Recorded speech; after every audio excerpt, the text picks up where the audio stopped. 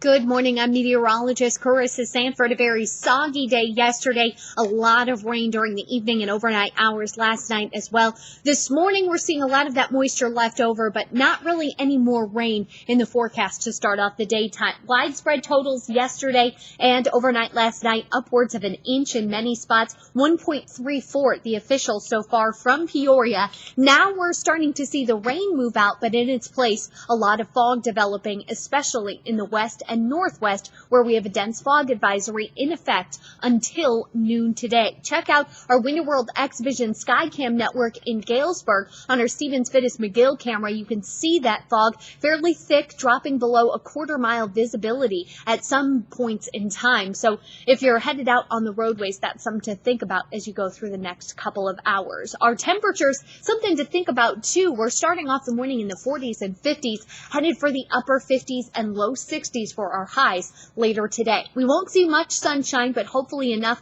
to help get rid of some of that fog, and southerly winds, which will be very breezy through the daytime, are really going to help warm us up. That could get us to near record-setting highs this afternoon. The official record in Peoria now sits at 62 degrees, and it's possible that we could see that later today.